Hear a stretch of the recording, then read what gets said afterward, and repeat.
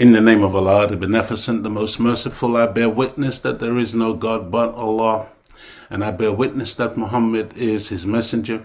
I greet you, my beloved brothers and sisters, in the greeting words of peace. We say it in the ancient tongue of Arabic. Assalamu alaikum. Welcome, welcome, welcome, dear beloved family, once again to another episode of the Image a Nation show with your host, Brother Leo Muhammad. And sitting alongside me is my beloved partner, friend, wife, and co-host. Assalamu alaikum, family. Sister Claudia Muhammad here. Thank you so much for joining us again to the Image a Nation show. I pray that you are all well and grateful for our countless blessings from God. That's right. That's right. Praise be to Allah. Dear family, thank you once again for tuning in live and direct to the Image a Nation show, going out each and every Thursday at 6:30 p.m. For those of you who are, in the UK, in North America, on the continent of Africa, wherever you are on the planet, don't forget to let us know where you are viewing or listening from. Let us know in the chat. If you have questions, please post them at this time. Once again, we encourage you to call a friend, a relative, somebody that you love, somebody that you care about, somebody who is in need of some unadulterated truth, somebody who is interested in learning something other than that which is propagated on the mainstream, telling us lies and fabrications and keeping us in a box of ignorance. Dear family, this is the Image a Nation show, and we are always very grateful and thankful to Almighty God for allowing us the opportunity to come to you wherever you are currently viewing this show. And we do not for 1 second take it for granted when we have such an opportunity to share with you some of the life-giving teachings of the Most Honorable Elijah Muhammad, and especially as the teachings relate to the current realities under which we all live. Welcome to episode 83, okay? 83 of the Image a Nation show, and this one is entitled Politrix 2024. Politrix 2024. Can I ask you, why did you do 2024? Well, because 2024 is a real political season. Okay. That's when the next general elections are due in the UK and also in North America. And of course, we know that because we live here in the West, and these two nations, which are really, by the way, one nation, they're joined at the hip, they're joined at the head, they're joined at the heart. Britain and America are one and the same. Because we live in this Western Hemisphere, and because we are in that which they used to call the British Empire, which is now the American Empire, which is now part of this Western hegemony, this Western bastion of power that has ruled and dominated our planet for countless generations. We believe that the political realities that confront this world, this hemisphere, is something that we should all know about. Hence why we are today dealing with Politrix 2024. Politrix because, in the term politics, you've got poly, which means multiple. And, sometimes you will hear this term two-faced, or diplomacy. In other words, deception. All of this is a part of politics. And in truth, what it really means, and the reason why I call it Politrix, is because it's many tricks. Okay, it's multiple tricks that are constantly being played on the masses of the people. Hence why we think it's important that we should have a conversation about it in advance of 2024, because the time is running and passing, dear family, and we should prepare ourselves. We should not be reactionary people waiting for 2024 to come along and waiting for them to bombard us once again with propaganda as to where we should place our vote, for those of us who vote, and all of a sudden we find ourselves in a dilemma trying to choose between that which is really unchoosable. So this is what we are dealing with, dear brothers and sisters, today. And as I said, let us know where you are. Let us know what your thoughts are, your views, because they are always welcome. And if we can share with you, our thoughts around what you may think, then certainly we will do that. Because what we want to do on the Imagination Show as we go further and deeper and we develop the show is we want to make it more and more interactive, more and more that when we get together on a Thursday evening, we will have more and more of a conversation. And so, dear family, I want to just get into it, really. And so if you just bear with me. Go ahead, Sister Claudia. No, I was going to say to apologise if you can hear screaming, the children. Oh, outside? The school children. Yes. Walking through. It's children are kind of like moving around outside. Playing. And so therefore you may hear some noises out there, dear family. So, let me see. No, and actually, when you said 2024, I thought, oh my God, 2024.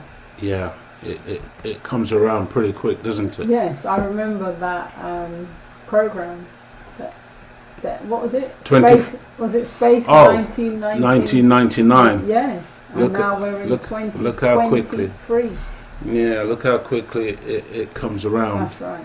I remember, growing up as a young child, growing as a teenager, and thinking about the year 2000, because people would mention that from time to time, and that seemed like so far away, and now here we are, 24 years, 24 years in. 24. 24. 2024.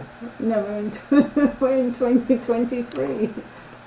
Oh, 2023, of course. I'm saying we're in terms of projecting forward. Okay. We're going to be 20. No, I understand. We're going to be 24 years in before you know it, dear family. That's how quickly the time is passing. There was 1 minute when it seemed like it was the future, and now it's already the past. Dear brothers and sisters, I was involved in that very iconic show called The Real McCoy. And on The Real McCoy, we were trying to show in a comedic way, but also in a very serious way. When you watch some of the sketches that we did, you'll see that, there was comedy, but it was very serious as well. In a very serious way, what happens to black people when we are co-opted into the world of Politrix, and how we fit in and play the game, becoming completely other than ourselves, saying and doing the most wicked and ridiculous things, even if those things ill affect and hurt our own people the most. This is what happens, unfortunately, to so many of our people when we become politicians, when we get into that world. And this is what we want to briefly discuss with you today. But before we begin, we want to just have a look at one of those sketches that I had the privilege of writing along with the performer Luella Gideon back in the day for The Real McCoy. And now on BBC Two, we rejoin the Conservative Party conference, where the next speaker at the podium will be Madam Hortense Pretentious of the Conservative Party's Ethnic Minorities section.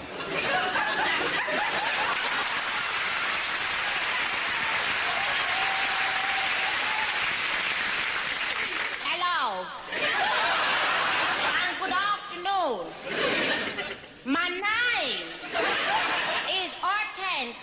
contentious. And I am very honored to be leading the Conservative Party's national drive to put more black-colored folks. Since joining the Conservatives, I have changed my whole way of thinking, talking, and eating. Because once you become a black conservative, things of the past are no longer important. For example, I no longer eat those Caribbean dishes that used to bloat me and take hours to cook in the oven. I'm now fine. Cucumber sandwiches.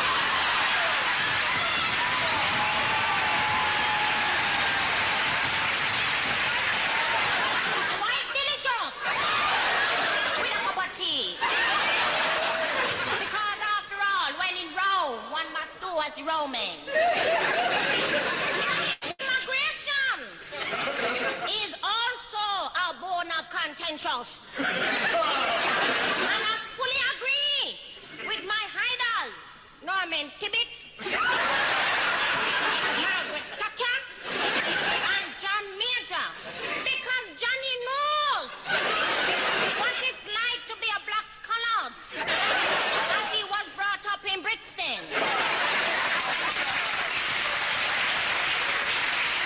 Britain is for the English, and so we should keep the foreigners out. And we don't need to give them an explanation. The National Health Service has also improved for you black collards. And people are so grateful to be able to get free penicillin and a hospital bed when it is available.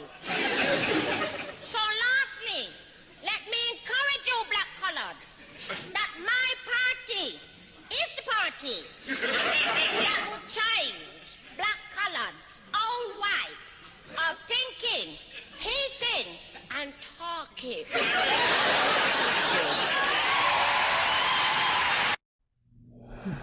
Yeah, brothers and sisters, those were the days. And our sister, I remember when we were about to film that, she had just locked down the script. She knew it, you know, and she was very nervous that she wanted to do it in one. She didn't want to have to do no retakes or nothing like that. And she went up there and she absolutely nailed it in one. And the audience was just going crazy, because we used to perform it in front of a live audience, these shows. But you know, I don't know if you followed everything that was being said there or whatever, but you see, dear family, when it comes to Politrix, you know, they will pull out all the stops in terms of how they will try to persuade us. You know, they literally was at that time trying to get black people to sympathize or to identify with John Major by stating that he came from Brixton. Brixton, that was, you know, at one point supposed to be like a black community, a black area. So you must know black people. Yeah, of course. And so we should be able to, there should be some affinity there between us, you know, because John Major comes from Brixton. Later on in the Real McCoy, we even did, myself and Robbie G, we played Bill Clinton and John Major as the two black presidents. I might share that with you one of these days soon. But there was so much there in terms of immigration. And when you see, like today, it's Richie Sunak and Suella Braverman, who's this Asian woman who is now the Home Secretary, who is really coming out with some of the most vile statements against so-called immigrants, bearing in mind that she's Asian herself, you know, coming from a so-called immigrant family. But if you see the way in which she is vociferous against so-called immigrants, you know, this is some of what we put into the mouth of or tense pretentious. See, because there's so much pretending that we have to do when we enter that world, that realm of politics. The real woman, by the way, that this was based on, I think her name was Laureline Champagne, and she was like a conservative councillor, and they gave her the floor at the Conservative Party conference, and she made some crazy speech that when I saw it, I said, "Nah, man, I've got to write this so that our people can see what's going on." And so, dear families, just to appreciate that when our people go into British politics or American politics, unfortunately, we're not entering into an arena that has been designed by us. We are entering into an arena designed by our historical and current enemies, who, took us into bondage some 400 plus years ago and destroyed us as a human reality. And even though, there are so many of us now who aspire to be a part of this system, and we think that maybe we can go in there and do some good and change it from within, I really beg to differ. This beautiful brother of ours, Bernie Grant, was born in 1944, and he died suddenly, and in my view, suspiciously, on April the 8th in the year 2000. He was one of 3 black MPs who entered Parliament in 1987, and he was hated by elements of the British media who smeared him with the nickname Balmy Bernie, implying that he was some madman because of the fact that he was one of the few black MPs in the history of this country who ever actually tried to represent black people. He actually went in there on the opening day of Parliament. He actually wore an African gown. It was beautiful, man. Bernie was really trying to be representative. He's the only one who, back in the day, was talking about reparations, actually posed the reparations question to Tony Blair, who was then the Prime Minister. And so, Bernie made an attempt, dear family, at that type of representation. But in truth, of those 3 that went into Parliament at that time, he was the only one. The media and part of the political system attempted to crucify Bernie Grant when during the Broadwater Farm uprising, Bernie was reported to have said, "What the police got was a bloody good hiding." And he was just telling the truth. He was talking to young people who had been fighting with the police because the police were constantly attacking the black community. They had shot a black woman in her bed in her home. And so, people had had enough. Young people had had enough, and they fought back. And the police were attacking them in this estate called Broadwater Farm. And when Bernie went out and started to talk to the young people, that's what they told him. They were beating the hell out of the police. So Bernie, being interviewed by the media, said, yeah, the police got a bloody good hiding because they did get a good beating, dear family. And they inflicted a lot of injuries on the black community as well. But when he said that, wow, they lost their minds. If you could have seen some of the headlines, and they were calling for this man's blood, for his resignation, and dear family, Bernie, he tried. But you see, to me, there was, even with our brother, a degree of naivety where I don't think we realize that when we cross a certain line in certain arenas, and I'm talking about now in that parliamentary arena, these people will kill you, man. Because I remember, and it made me sad at the time when Bernie, they reported that Bernie had passed away, that, there was his mother and his father still fit and healthy, alive, but this man is supposed to have had some massive heart attack or some other ailments that, all of a sudden just came upon him, and then he's dead. No, dear brothers and sisters. See, when you're in those circles and you're eating and drinking and you're around the enemy, nah, man, You got to know these people will kill you. They will kill you. And we've lost so many like that. And, you know, unfortunately, the vast majority of us, we just take what the news says. Oh, this person just died. Yeah. And we never think, well, how? Why? Yeah. You know, how did that happen? Anything on your part on that, Sister Claudia? Do you remember Bernie Grant? Must have been a baby when. Oh, no, he wasn't so much of a baby. But yeah, this brother was. He tried, man. He went to Africa. He went to Libya. He tried to, you know, interact on a grassroots level with the those of us who were activists. We met him. We knew him.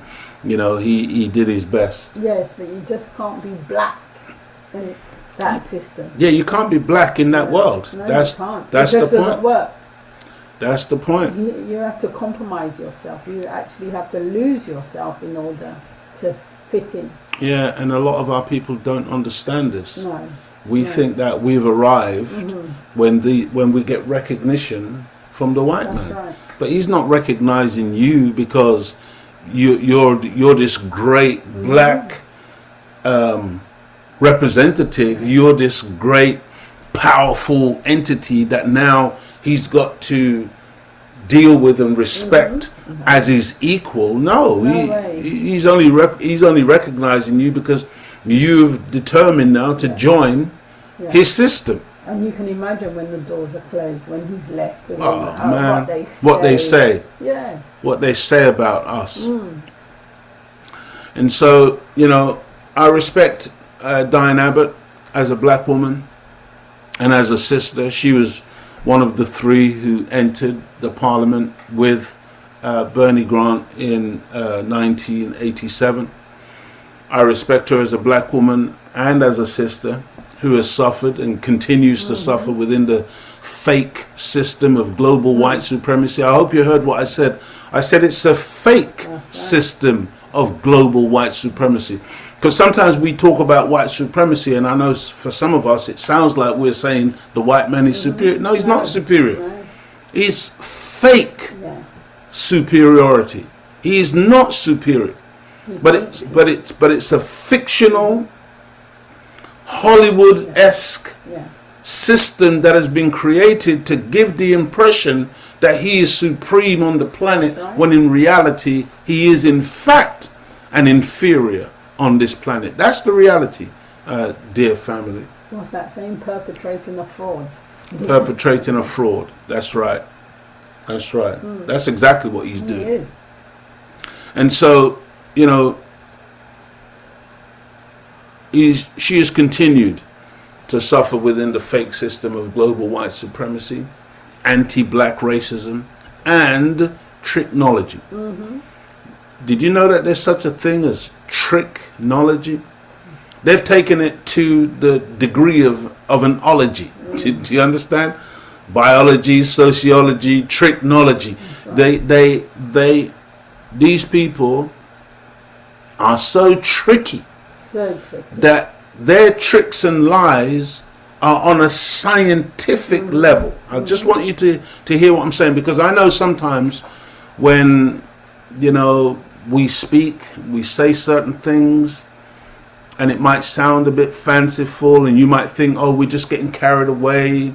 No, but what we're actually trying to do, through the use of, to the best of our ability, proper language, is to show you that this idea that we have, that somehow we're going to work it out with this system and with these people and everything is going to be all right and we're going to, you know, get it together. Dear family, I'm telling you in no uncertain terms, that's a tremendous error on your part in your thinking. This is scientific evil. This is scientific tricks and lies. It's not accident. It's not some little, you know, as they like to say, white lies. And no. This is deep-seated forward planning and execution of a way of life that is designed to destroy anything and anyone that's not a part of that inner circle of tricks and lies. You know, I've mentioned this before, I'll mention it again. The Honorable Minister Louis Farrakhan wrote that very powerful song. I think he said he was inspired to write it from something that Brother Malcolm said. White man's heaven is a black man's hell. I just want you to think about that. See, what's heaven for him has to be hell for us. Now you can reverse it. Black man's heaven, white man's hell. Understand this. This is how it works. The two of us cannot govern in the same place and at the same time. One has to be put to sleep, R.I.P., rest in peace, while the other rules. But there is no sharing of that rulership. One has to be in heaven while the other one is in hell. This is how it works, dear family. I know, you don't necessarily want to hear that, because you thought that you were going to run off with that little white girl or that little white man and it was all going to be joy in heaven and everything is going to be sweet. Well, I'm not talking about you as an individual and your individual relationship. You may have a wonderful relationship with another member of another race or culture or whatever. That's fine. But my point is that when you're talking about two peoples, two systems, two hemispheres of the planet, we are diametrically opposed. We are complete opposites. And ultimately, we clash. And ultimately, there has to be a decision as to who will sit in that seat of rulership. For the last 6,000 years, they have occupied that place of rulership by design, by the permission of Almighty God, for a reason. Now their time is up, so we are taught, and so we believe, and so we know, because we are looking at the unraveling of their world, and it's spiraling down and out rapidly. It's finished.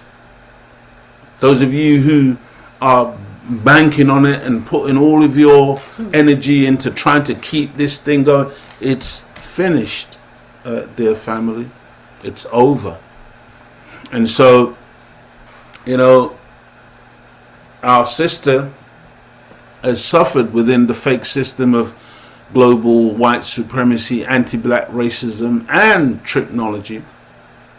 But it's very unfortunate that despite being an intelligent person, which I believe Diane Abbott is, she is chosen. And there was a time when Kanye West was talking about we choose to be slaves, or we chose to be slaves. And a lot of people were beating up on Kanye. Oh, how could he say something like that? But there comes a point where we do have a choice, There comes a point when a certain degree or level of knowledge comes, we have a choice. And she has chosen to remain in the brain of the beast. Have you heard of the belly of the beast? The belly of the beast is the digestive system of the beast. That's where he gobbles up people, he gobbles up things, he gobbles up everything, and then he digests them down into his big fat belly, his obese belly, where he keeps everything there fermenting away. But the brain of the beast is where the beast thinks, and where the beast plans, and where the beast really executes his way of life. And we believe that Britain, the so-called United Kingdom, is the brain of the beast. This is the mother. This is the author of white supremacy on a global scale. This is the maker of North America. I know America is a giant compared to Little Britain, but guess what came out of Britain? America's the overgrown daughter of Britain. She's the offspring of Britain. Dear family, it's unfortunate that our beloved sister has chosen to remain in the brain of the beast.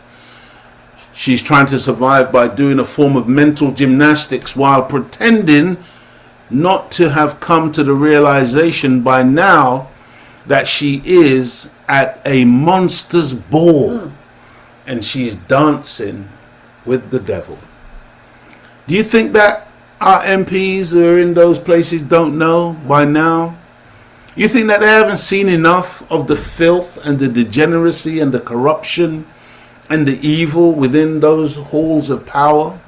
You really think that they're that naive that they don't know? I don't believe that Diane is that naive. I don't know. Why stay there then? No, because they stay because it's now you can't bite the hand that feeds you. Yes. What's the question that we're asked in the supreme wisdom of the teachings of it? Why do we love the devil? No, it's the devil gives us. No, but our brothers and sisters can't hear you, beloved. Why do we love the devil? Because the devil gives us nothing. Because the devil gives us nothing. You know, it's not that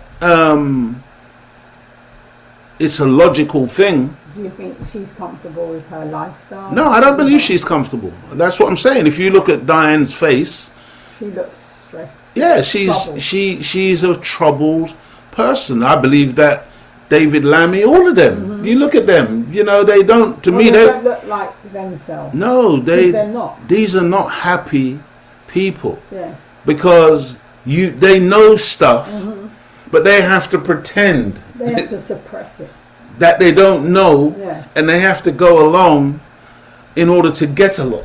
Yes. There's some cowardly religious people who are like that. Yeah.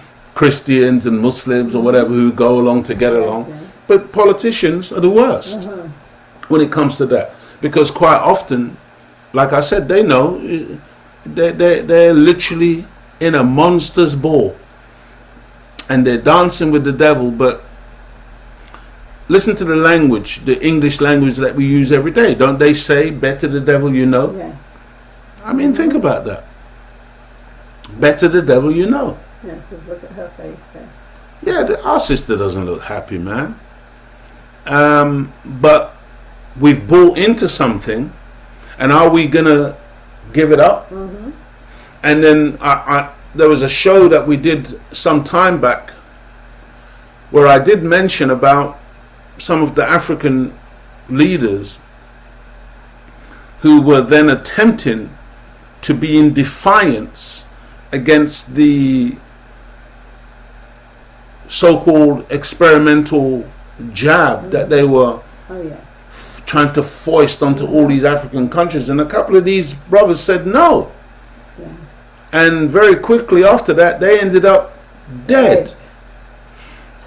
And what I said on that occasion was that, you see, you can't join this club. It's like, you see, I don't think a lot of our people even understand, and in answer to your question, Sister Claudia, you know, it's like you've joined the mafia and then you decide you want to leave. You can't leave the mafia. Is it because you know too much? Right. You when you decide you're going to leave the mafia, that's like a death sentence. They have to kill you. They got to kill you. If you manage to leave and survive, you're very, very fortunate. Very fortunate indeed. Because the chances are somebody's going to be coming after you. Somebody's going to put a bullet in the back of your head just to make sure that you don't set a precedent that people can leave. Okay, well, the political system of the West is similar. Those African leaders, whether they really fully understood or not, they signed up to a hegemony of the West. They signed up to bow down to Westminster, to bow down to Washington, to bow down to Paris. They signed up for that because they're working within the confines of a system that's been set up by the former colonial masters and their children. We ain't operating by no African system. And so then when a so-called pandemic comes along and they say, well, look, this is what you take. This is what we want you to give to your people. And then you have the audacity to say, well, no, I'm not going to do that. I want to do something else. I'm a sovereign, independent nation. Really? When did you become that? Mm-hmm. And so you end up dead. And I think a lot of our people, even in British domestic politics, I think they know that they've signed up to something very, very sinister. And I think also there is an element of fear that stops them from, finding the exit door and running for their lives. And you can't just run. You got to know where to run. You better run into the arms of your community, your grassroots community, and into the arms of your God, where there may be some protection for you. Anyway, dear family, the least said about this guy, the better, because he became completely unrecognizable from the black activist lawyer he started out as to what he has now become, which is a bought and fully paid up member of the system of oppression and with the mission of the maintenance of the status quo. This is Paul Boateng. He was the third member, along with Bernie and Diane, who went into Parliament in 1987. It says here that he's a former civil rights lawyer. Yeah, he was a lawyer. He used to defend a lot of the young black youth back in the 70s. Man had a big afro and all that. He was seen as a radical. He was seen as somebody that really the system didn't like very much. Yes.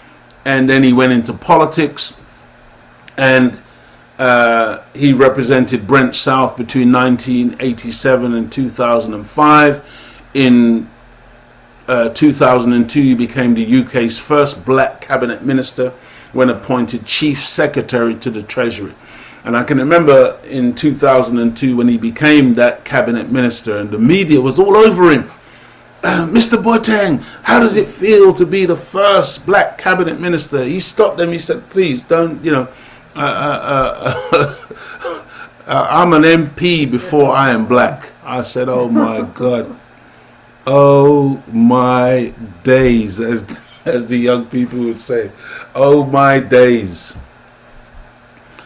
I'm an MP before I'm black. The white man must be saying, that's it. Yeah. Good boy, Toby. Of course. Yeah. Good boy, Toby.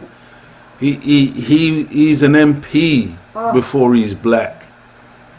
And that was it for me. I knew then. And then I've met him on a few occasions. He was at an event not that long ago where we were honoring the memory of Brother Roden Gordon, who was one of those who was part of the Mangrove 5, I think it was. And they were falsely accused and charged with drugs and all kinds of stuff back in the day in Notting Hill. And they were ultimately acquitted. Our brother Roden passed away, and we were paying tribute to him, and Boateng was there. And I can remember on another occasion asking Boateng about reparations, and his reply was, reparations is a non-starter. And the arrogance with which this man speaks about such things.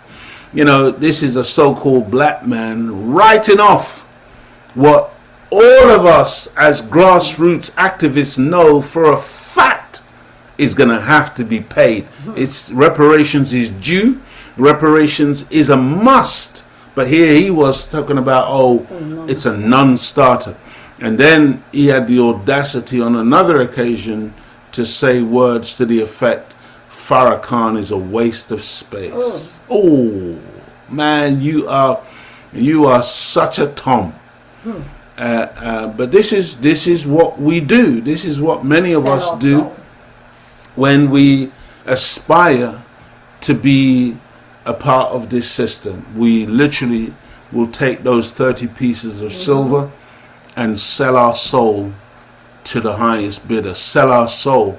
Well, I wouldn't even say to the highest bidder, because it's literally 30 pieces of silver. We go cheap. Yes, we do. But sell our soul to the devil. It says in 2010 he entered the House of Lords as Baron Boateng. I mean, my God. Baron? Really? See, these titles is what so many of us aspire to. Barren land. Yeah. He's barren land. Ain't nothing gonna grow there, dear family. But we're dealing with Politrix 2024.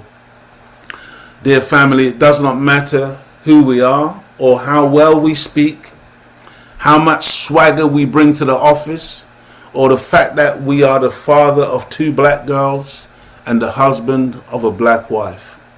Once we step into the world of their Politrix, it's all over for us being able to remain our true and righteous selves, and it becomes virtually impossible to be a true fighter or representative of your own black, indigenous, or the people native to our earth. This man, when he entered that office, the Oval Office, the White House, do you know how much hope black people had? Yeah. But it was a false hope, dear family, because he didn't go there to be your black president. He really didn't. He went there to be the chief executive officer, the CEO of white supremacy. That was his job.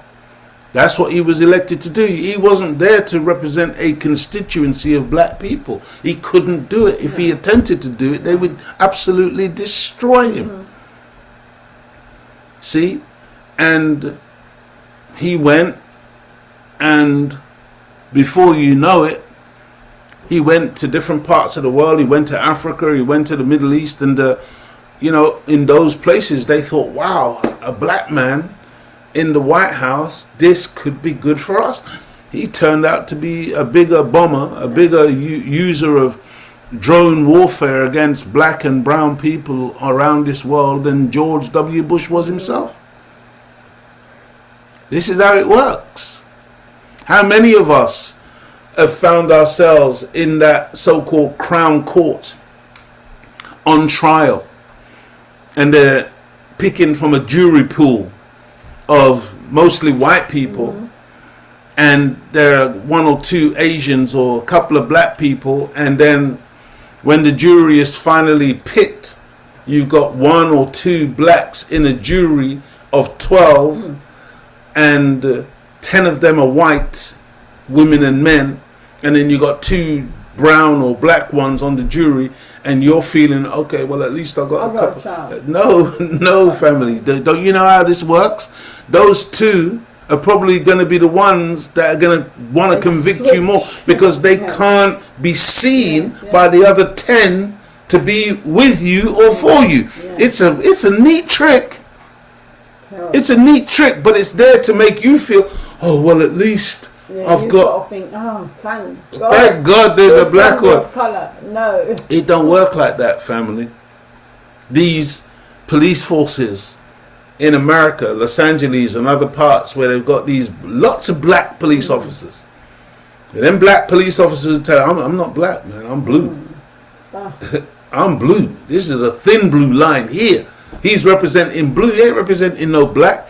And again, he's gonna bust your head first or shoot you first to prove to his white colleagues, yo man, I'm white. I'm down. I'm one of the crew.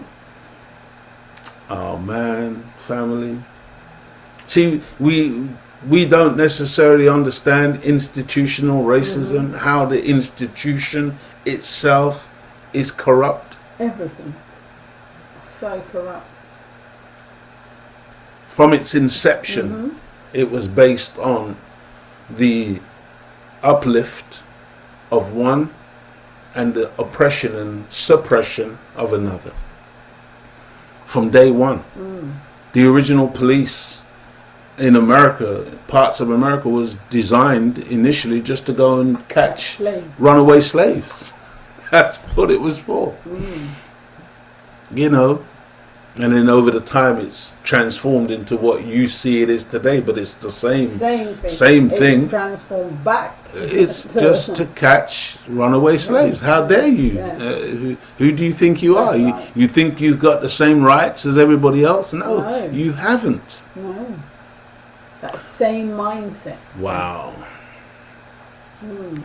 So, dear family, you know, the brother may have a beautiful smile. He may be the most articulate. When he was running for president and he was having the debates against Clinton, Hillary Clinton. I'm not talking about Bill, I'm talking about Hillary Clinton. You remember her? When he was running against her, and I think at one time he was running against McCain and some others, you know, he was the most articulate.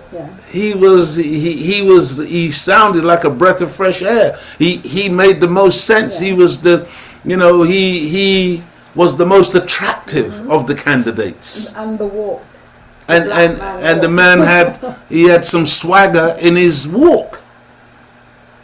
But is that what we think is gonna liberate us? Is that what we think ultimately is all we need to see? Like when Bill Clinton, when he came along and he put on the dark Ray-Ban sunglasses and he picked up a saxophone and played a little tune, and black people said, yeah, he's a black president. He's like a black man. My God.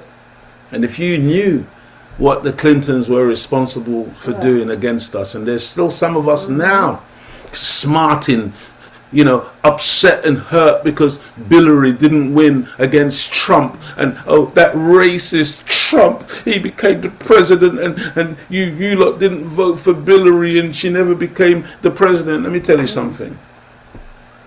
The evil of Hillary compared to Trump, she makes Trump look like a baby. I know you don't want to hear that because you've bought into the Trump thing.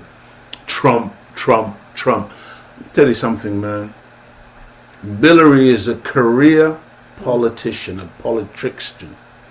Okay, Trump is just a businessman.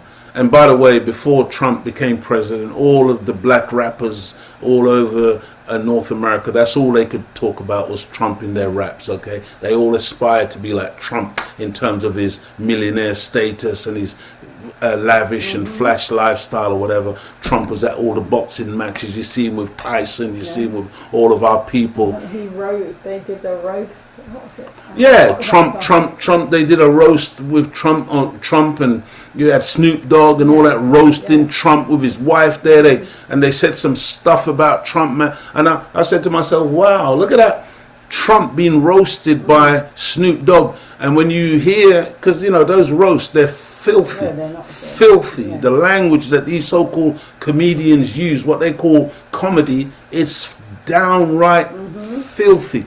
And I'm only saying this because over the years, one of the things I've heard about Trump, he's so thin-skinned. He can't take criticism. He has to hit. Well, you need to go on YouTube and pull up the roast of Donald Trump and tell me that man is thin-skinned, because he sat there smiling and laughing through all of this and took it all, because he was one of them man there who he don't care about none of that. He doesn't care about, sorry baby, 1 second family, 1 second.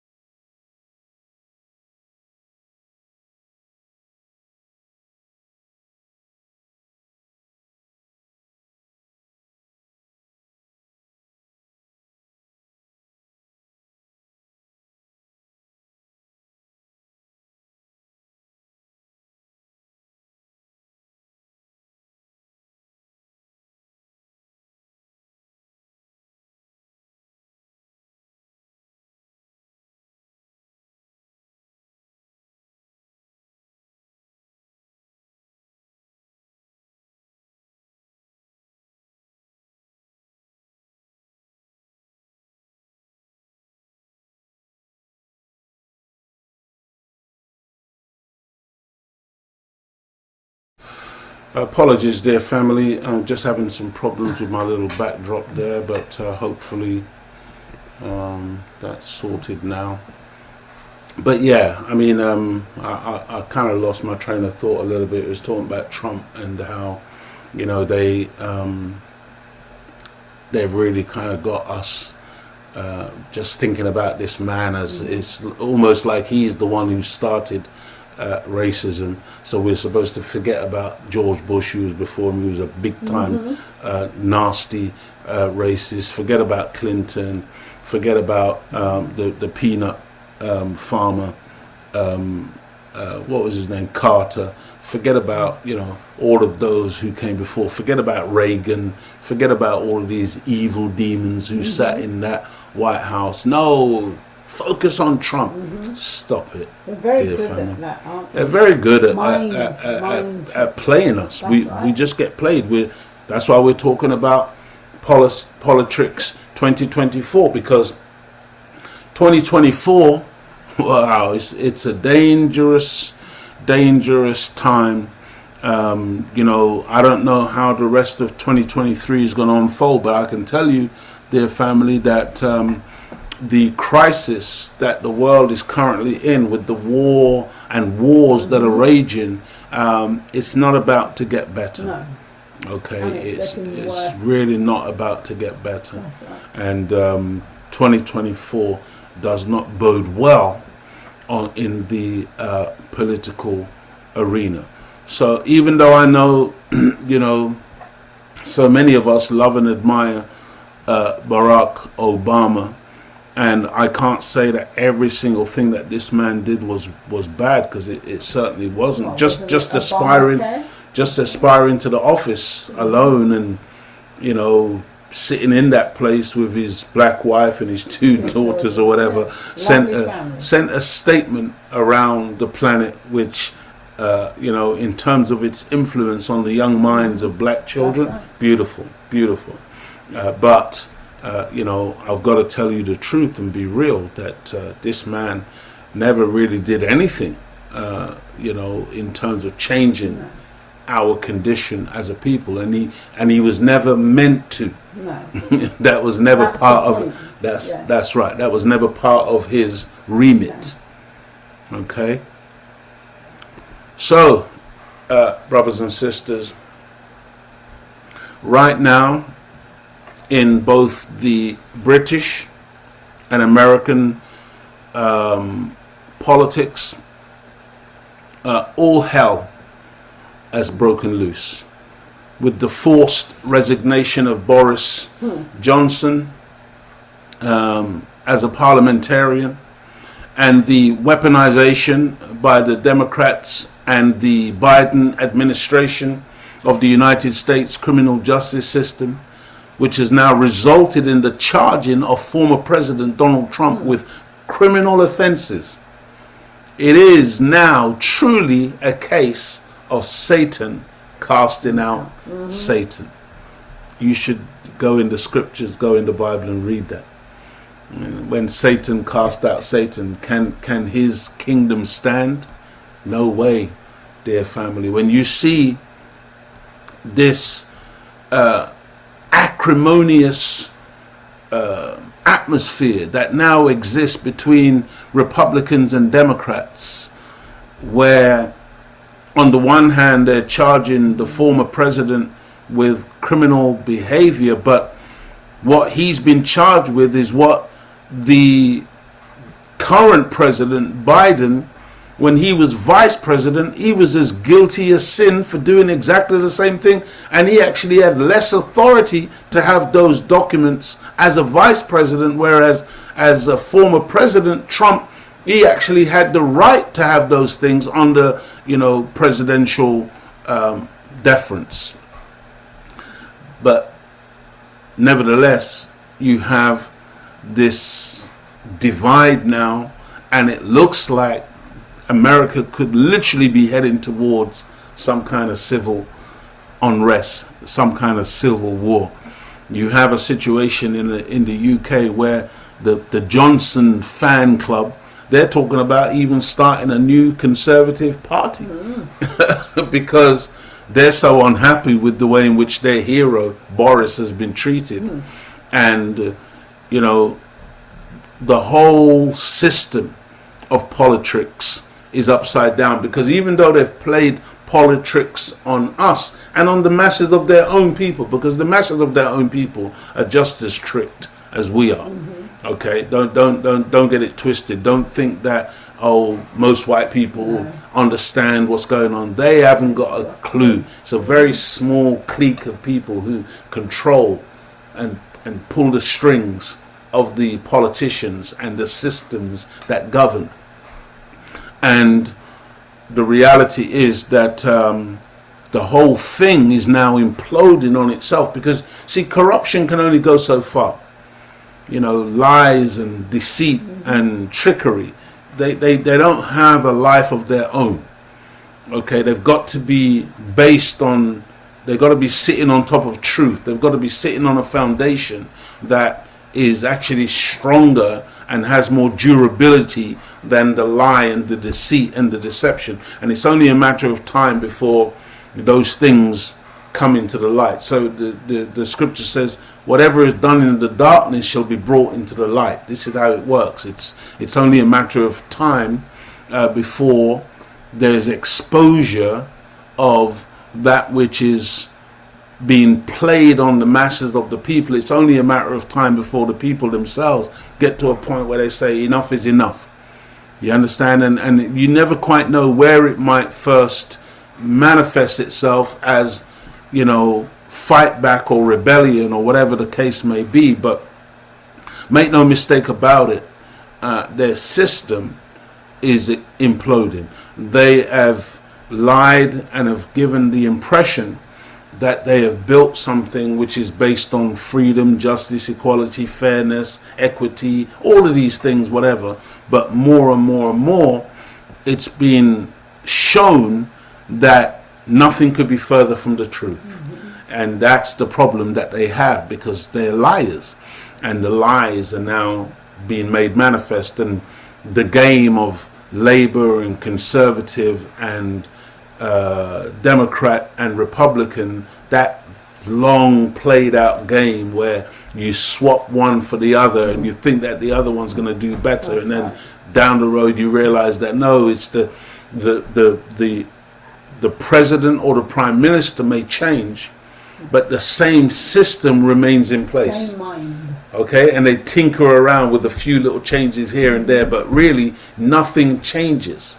Nothing changes. The government remains the same, and they carry out each other's policies, and so you end up with the same deceitful, corrupt results.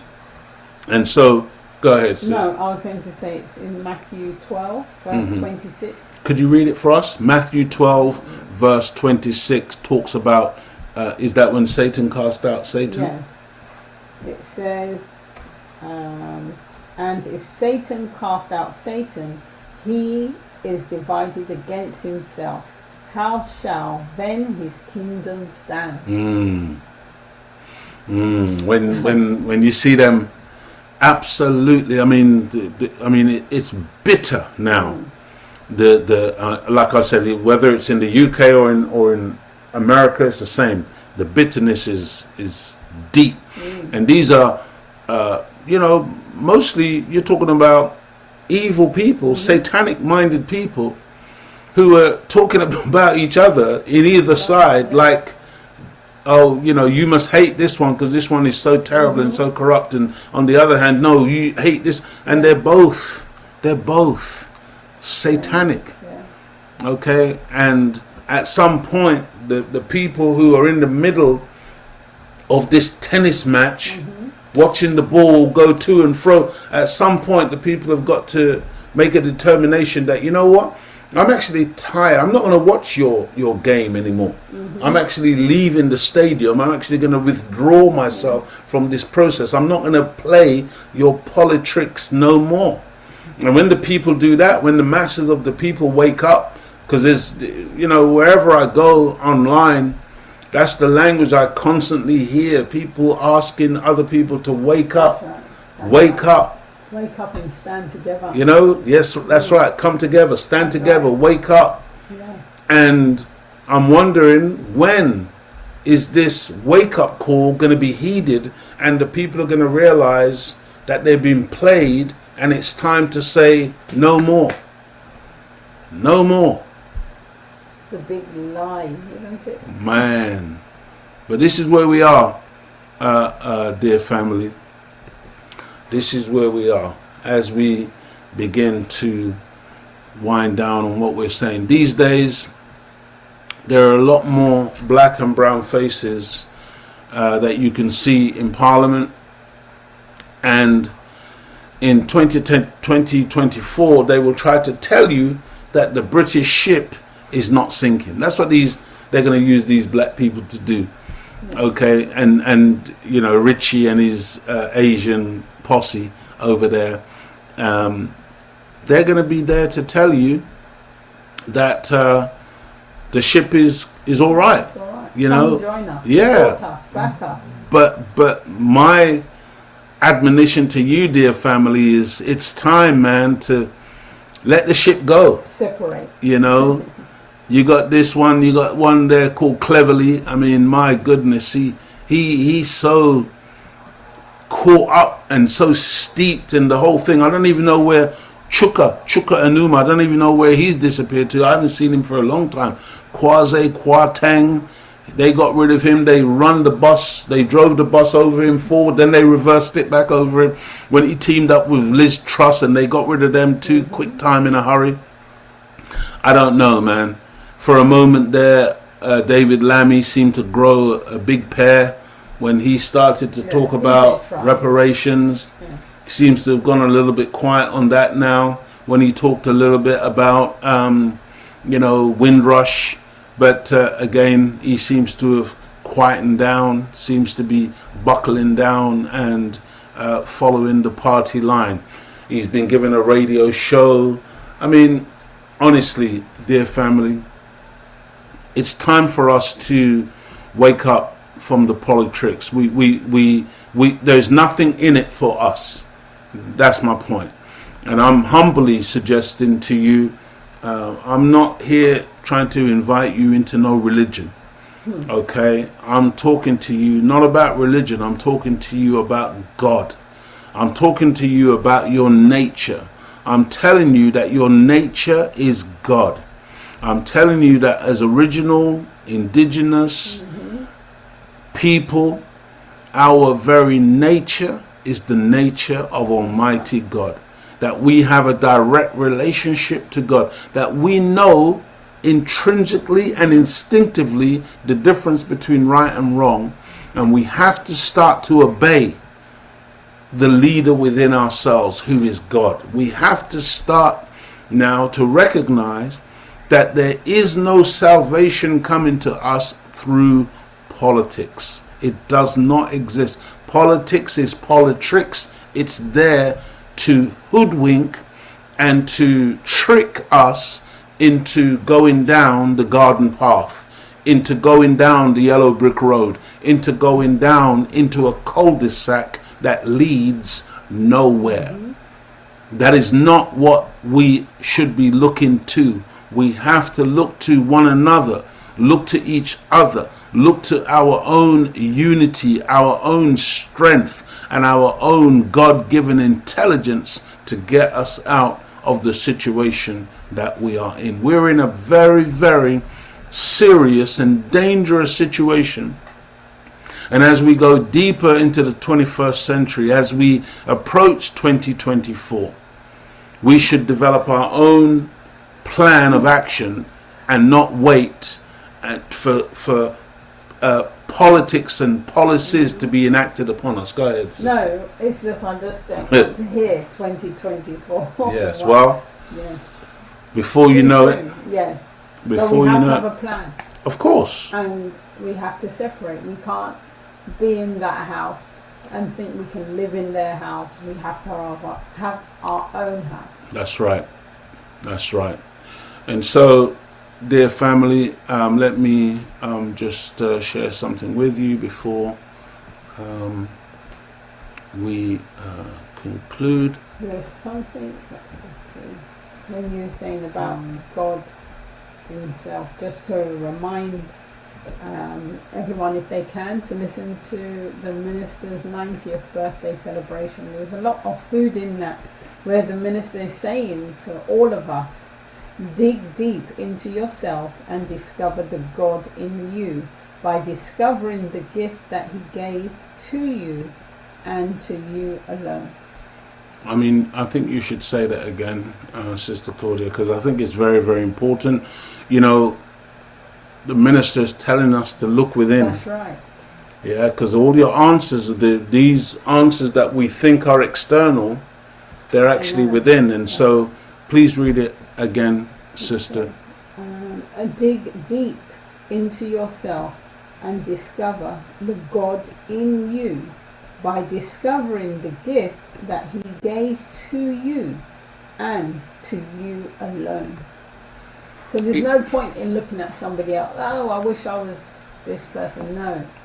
See, Exactly. you've got your own gift uniquely for yourself. Each of us That's right. has a unique gift given to us by the Creator, Yes. and we have to look to the leader within. Dig deep. Yeah. Dig deep into self, family. Image a Nation, promoting and advertising goods and services for the benefit of our community. Please take note of the following, dear family, and support. Nia's Bean Pies. Visit Instagram at Nia's_bean_pies or call 07956 127 975. That's at Nia's_bean_pies or call 07956 127 975. You can order your bean pie if you are in London, and you can have it delivered to your door. It is a powerful, powerful food. It is a sweet that's healthy all at the same time. Get your bean pie today, dear family. Visit www.natureshairproducts.co.uk and try the beard oil, specially formulated hair butters, and so much more from Nature's Hair Products. I never tire of reminding you to use natural things on your hair, on your head, okay? Because a lot of these chemicals, dear family, that we're putting on our scalp, remember, that's your brain. It goes right in. The skin is a breathing organ, and everything you put on it goes straight into your system, goes straight into your bloodstream, and before you know it, you are ill with all manner of ailments based on what we're putting on the surface. Okay, visit www.jjsorrel.com or visit at jj_lovesorrel or email info@jjsorrel.com or call 07947 253 341. That's 07947 253 341, and check out some beautiful sorrel products. Yes, didn't you have a sorrel cheesecake the other day? Yes, I did actually. Yes, I did have a piece of the sorrel cheesecake. Absolutely gorgeous. So, dear family, check it out for yourself. It's nice to get some good food. Good food sometimes with ingredients like sorrel, which is, very, very good for us. Also, visit the tribe. Okay, visit the tribe at www.tribenation2019.com. That's www.tribenation2019.com, and pick up an item of clothing from the tribe. Dear brothers and sisters, again, we don't tire of reminding you, it's beautiful. The weather outside is absolutely gorgeous. We are in those summer months. Okay, it's amazing how quickly it came. The summer days, summer months. There's about some June, July, August. These are About 6 the height days of summer. We get 2 days in each month, maybe. No. So far, we've been very blessed. Very blessed. Very blessed. The Creator is really shining on us, and it's a time to go and get your Proud to be Black T-shirts and caps and everything, and get ready for those days out in the park and where different things are happening. Get your Proud to be Black garments. Visit www.p2bb.uk or londonstudygroup19.org and order your Proud to be Black T-shirts, caps and mugs, and say it like you mean it, dear family. P2BB, in other words, Proud to be Black. Once again, visit www.natureshairproducts.co.uk and try the moisturizing hair and scalp oil, as well as beard oil and other natural hair products. And don't forget, on the 5th of August 2023, Promotion Limited presents Summer Pop-Up, products and services from over 10 artists, designers, chefs, creatives and more on showcase. Venue, Yorkton Workshops, 1 to 3 Yorkton Street, London, E28NH. That's Yorkton Workshops, 1 to 3 Yorkton Street, London, E28NH. Admission is free. Register on Eventbrite for discounts and prizes. The time of the event is from 12 p.m. midday, in other words, to 6:30 p.m. Should be beautiful. Should be a wonderful event, dear family. Inshallah, we of the Nation of Islam London Study Group will also be there, and we will have a stall on the day.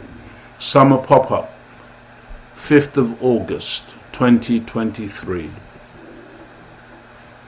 Don't forget, brothers and sisters, visit our YouTube channel, Nation of Islam London Study Group New.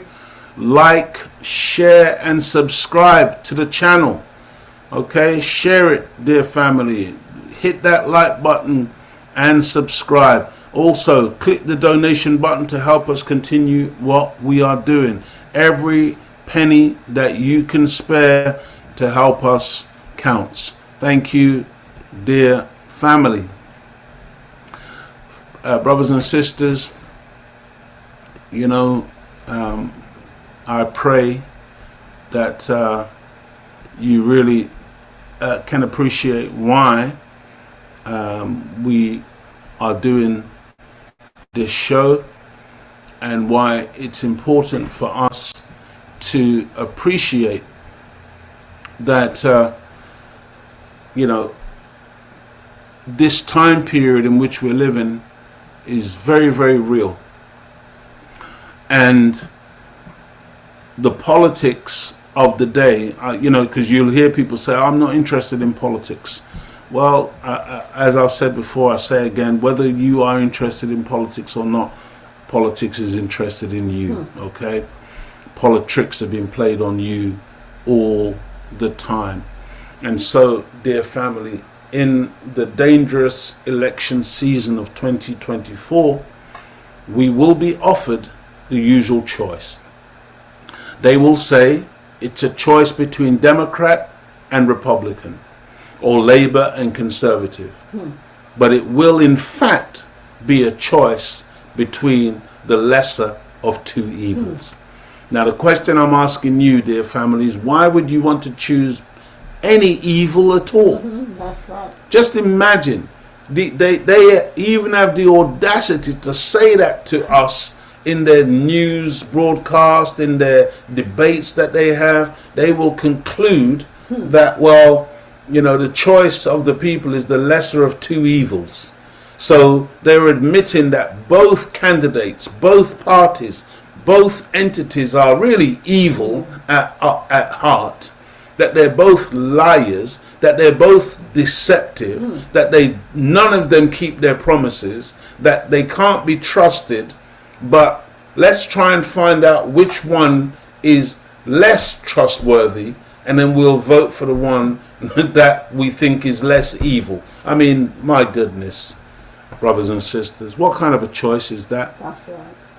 I suggest to you humbly that it's no choice at all. And choose God. And exactly, and that we shouldn't. You know, there was a time during the build-up to the so-called Iraq War. I don't know if that's what the one they call Desert Storm 2, and that's the one that was about shock and awe. That was in 2003 when they illegally attacked Iraq on the lie of weapons of mass destruction being possessed by Saddam and the Iraqis. But I'll never forget that term that George W. Bush used when he said, you're either with me, or you're either with us, or you're with the terrorists. And I remember thinking in my mind, well, George, devil, we're not with you, and we're not with no terrorist. We're with God. There's a third way, dear family. We've got to stand with God today as the people of God. And again, remember, that's who you are. You're the people of God. We are the people of God. As the people of God, let's choose that third way. Let's stand. Let's take our stand with God. Let us begin to try to live our life in the righteous way of our nature and our true characters. Let's choose God. Let's not choose the lesser of two evils, dear family. Let us choose to stand in righteousness, in uprightness. Let us choose to be ourselves, accept our own and be ourselves. Let us not allow anybody to steer us toward any form of evil as being acceptable as a way of life. Okay? And I suggest to you humbly that whether it's Labour, whether it's Conservative, whether it's Democrat or Republican, it's just all evil. Okay, that's what it is, because it was under both of these parties, both of these colors, red and blue, okay, that we have suffered untold tyranny and atrocities going back centuries. And it's time that we take our own destiny, our own lives into our own hands, and once again, using our self-determination, determine for ourselves a better and more glorious and more precious and beautiful future. Dear family, I thank you once again for allowing us this brief time to be with you, to come to you wherever you are watching this, wherever you're listening to this, whether you're listening to it now as it goes out or at a later stage, you're listening to a rewind. Whichever way, we thank you for the opportunity, and we pray that something that we say is of benefit, that something that we say helps you to begin to reorganize your own life so that you're very clear about exactly where you stand when it comes to things like politics, Politrix, when it comes to, economics and how that works, when it comes to having a way of life that you can be clear about what it's about, when you have a determination about where you're going in life, what you want to achieve, when you understand and know your family and what that consists of, what is a family, when you know who you are as a man, who you are as a woman, who you are even as a child, because today they're trying to confuse our children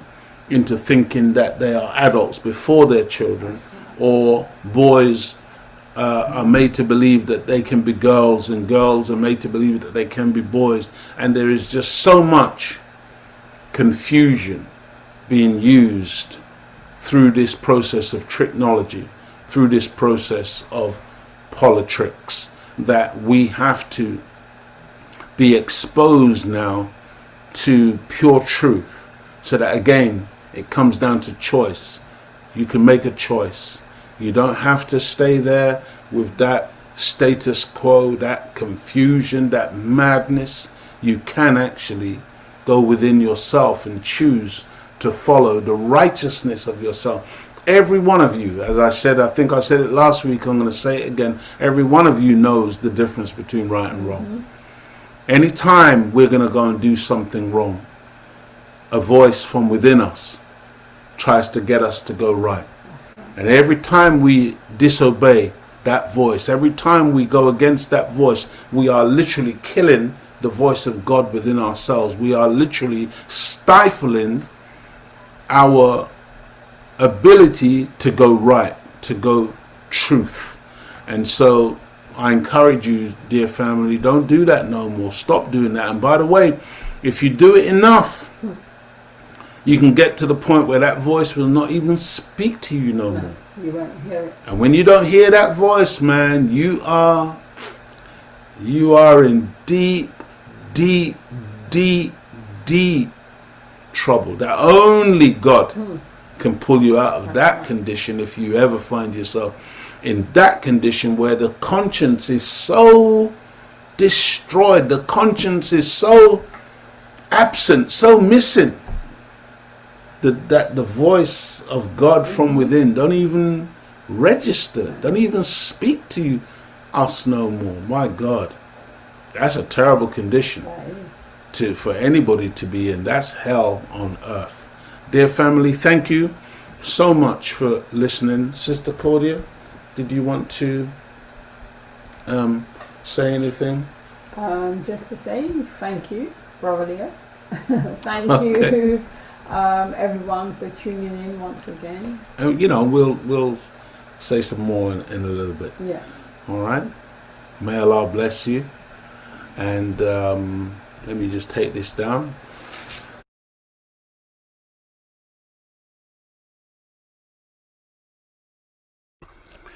Greetings, family. Greetings. I just thought I would want to try to address a couple of things that have been said. We got a message from Brother Steve Brown. He says, "Peace and blessings to you, my brother. I have to correct you. Donald Trump did not have the right to take those documents under the presidential documents law." Well, you know, what I would say to that is that I don't pretend to be an expert as far as the law, the presidential law is concerned. But what I do know is that there are more than one school of thought on that. And that the lawyers who are going to be representing Trump, they're going to be arguing the complete opposite to what you are suggesting, my dear brother. And so, you know, I really, if I'm completely honest with you, I really don't care either way. But what I'm pointing out is some actual facts that have come out of this whole debacle that's taken place in America, where, you know, Hillary Clinton deleted some 30,000 emails and all manner of stuff with classified documents, and there was never any prosecution. There was the FBI director basically saying that, you know, no prosecutor in his right mind would even think of prosecuting her under those circumstances, yet she was only the Secretary of State. She wasn't the president, she wasn't the vice president. But I guess what I'm trying to indicate here are double standards in the law and the way in which the law has been used. That's why I deliberately use that language of weaponization, because that's what it is. You know, there's a lot of things that are currently taking place in America and in this country where, I mean, the hypocrisy stinks to high heaven when you see the way in which law is being used or law is being conducted. And I mean, you know, it's the same way in which it was used historically to acquit white people of crimes and convict black people of crimes. You know, at the same time that Mike Tyson was on trial for rape, one of the Kennedys, I believe, was on trial for rape, and the evidence against the Kennedy individual was far greater, far more substantial than that was, which was against Mike Tyson, which was basically he said, she said, and he got 6 years, the Kennedy got acquitted. And so, you know, the point is that it's not a foregone conclusion that what Trump is being accused of, that he's actually guilty. It seems to me, and I'm always very, my antennas always go up whenever I see a system like this that is against a particular individual. Oh, that makes me look at that individual, because in my humble opinion, I think that individual must be doing something right, because this is a system that is so corrupt and has told so many blatant lies over so many years. I mean, I'm talking about the mainstream media. I have no faith whatsoever in anything that comes out of this mainstream media. So the idea that they're going to be talking about Trump every single day in the negative, and I'm now going to feed into that, no. I'm going to have another look at this man and see what he might be doing to upset this status quo, this deep state, and the rest of these actors. And so, you know, I mean, I'm not going to argue with you, Steve Brown. You could very well be right, but I suspect that there's more to this than what's being reported. And T.W., I don't know who T.W. is. T.W. suggests that Steve, Trump lovers will never understand that. I don't quite know what that means, but if the suggestion is that one is a Trump lover because one speaks truth, and Trump is a part of that truth that's been spoken, well, you know, again, I would beg to differ. I certainly am not a Trump lover, but at the same time, I wouldn't apologize for defending Trump if Trump is standing in the place of truth. You know, it's just terrified and scared to death people who go along with the crowd. I don't go with crowds. I try to do some critical thinking and some self-analysis, some analysis of my own when it comes to these issues, because in a sense, that's what the whole of today's show was really about, how we are led by the nose by politicians and by so many. I can tell you from now, I don't believe that Trump can save America. No way. And none of them can. But when I compare him to these career politicians and the insidious and wicked practices and lies that have been told over the years, man, believe me, Trump is like a little baby compared to these people. And when I see them constantly pointing the finger at him, I know that they're trying to hide something. I know that this man is exposing something.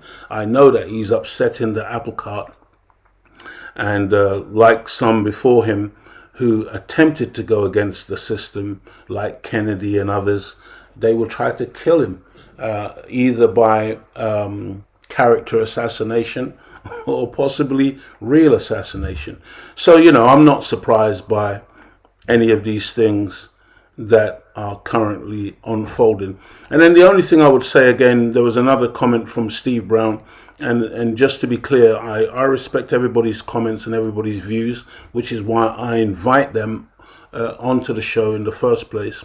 But just the fact that you say you just gave misinformation on the presidential laws here in America, just that language alone speaks volumes for me, because again, this is the popular thing now that's been used whenever they want to silence or cancel anybody in today's environment.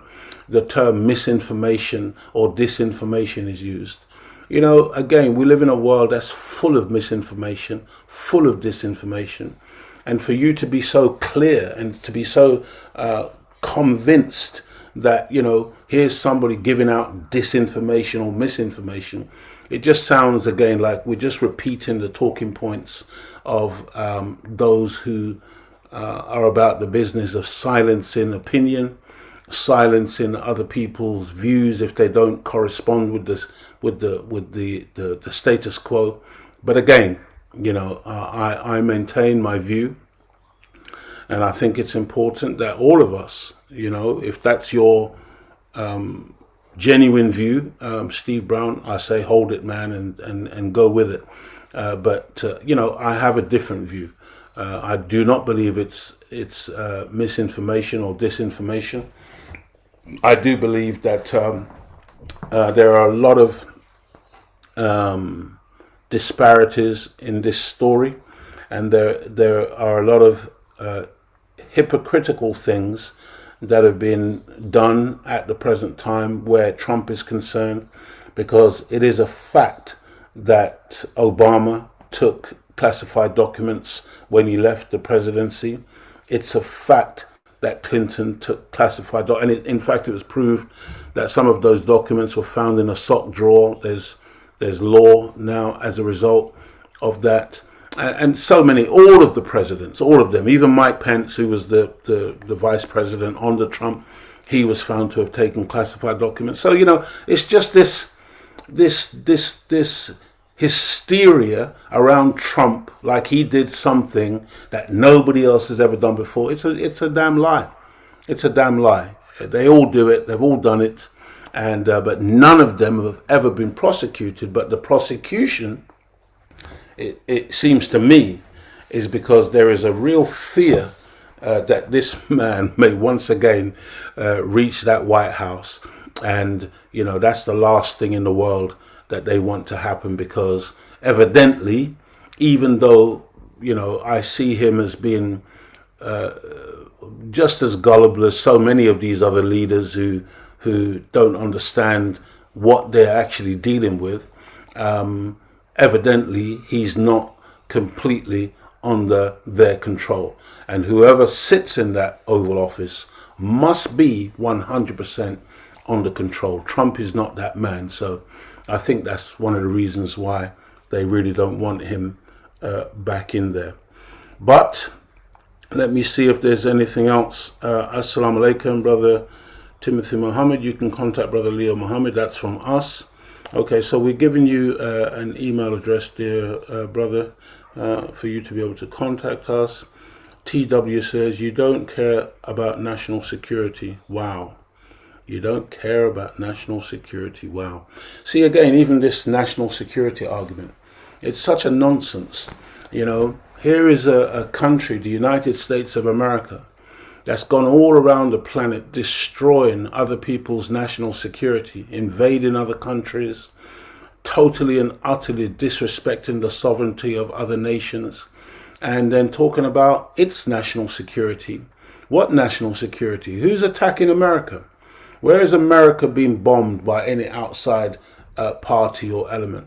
I mean, you know, it's just it's a wonderful, convenient excuse to use the language of national security. America is afraid, you know, that here's a man, by the way, Donald Trump, because I suggest you're suggesting that Donald Trump was putting America's national security in danger. But isn't Trump the man who talks about America first? Isn't Trump and his followers, the MAGA crowd, the ones who are talking about the love of America and the rebuilding America, making America great again? How is that putting America's national security in danger? Isn't it Biden that has been taking money from Burisma in Ukraine? Isn't it Biden who it looks like, according to evidence that's emerging slowly but surely, who was taking payments from China and having documents in Chinatown? I mean, you know, this is what I'm saying is, there's one whole part of the news that's suppressed and another part of the news that's elevated, and this is all by design. And it sounds to me, I mean, you know, it sounds to me, TW, that you've bought into that whole thing, and you very well may be a part of the whole thing anyway. I don't know you, so, you know, you're entitled to your opinion, but this little brother in the UK, Leo Muhammad, is not falling for that kind of small-time stuff. Greetings, Brother Gibson. You can purchase Message to the Black Man from NOI.org, USA, or London Study Group 19.org UK. That's correct. Try and get your message to the black man. It is the most phenomenal book. Black God says, hello everybody. TW, white supremacy is on both sides of every issue. I agree with that. White supremacy permeates, it's poisoned the bloodstream of humanity. DC Precise says he's on here trolling. Great response and critical analysis, Brother Leo. Well, you know, that's what I'm saying. I mean, you know, people, not everybody is sincere, but I think it was necessary to just take the time to respond. Sister Claudia, we're going to wrap up now.